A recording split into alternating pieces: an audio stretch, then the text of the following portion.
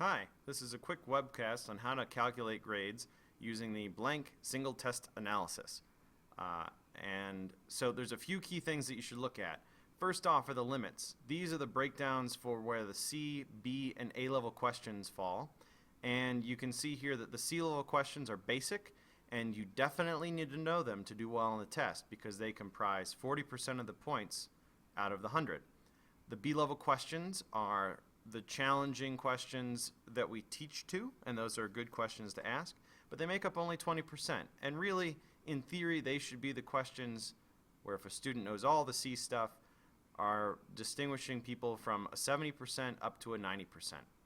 And then the last 10% come from the A-level extension questions, and those are always fun to have on there so that students can challenge themselves. But being only 10%, it's not too high risk for them. Okay. So here's the names, here's the class period, and here's how students did on each one of these portions. In this raw max row, what I've done is put in the number of questions or points for each one of these levels. So this is for the multiple choice C level questions. There were 12 of them, and Alma, for example here, got 7 correct. Erlene did a nice job, got all 12. Now, there's also a written portion on most tests, so here's the written part. If you don't have a written portion for one of these levels of questions, you just leave the whole thing blank, and it won't have any consequence on the grades. But here they got 8, and I put in the score for them. You can do that all the way across. And here's A. You'll notice these are pink because there's nothing in them, and then there's a couple where it's 0, and 0 is pink as well. The pink gives you an indication that something has gone wrong, and this person has earned 0, or that there's just an empty spot.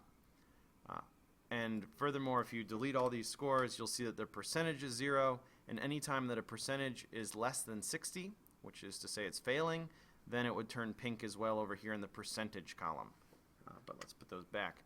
Now I can fill out this A written part. I can go to random.org where I have calculated or had it give me a list of 50 random numbers.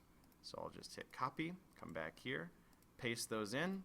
And now we have a calculated, or a full set of randomized scores. And then here's the percentages.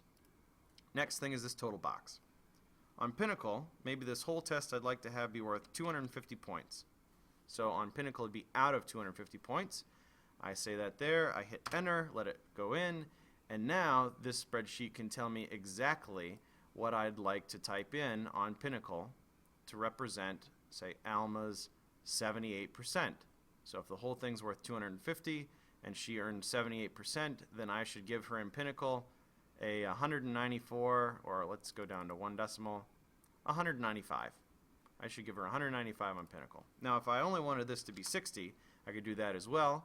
Her 78% is reflected here out of the 60, and I should give Alma 46.8, which is pretty nice. So that's a quick overview of how to do the calculations. One last tidbit is over here on the right. There are some histograms that show you how your kids are doing and some bar graphs. Just breaks down how they did on the test overall, how each period did, and how they did on each section of the test. So just a little bit of info, and I hope it helps. All right, enjoy.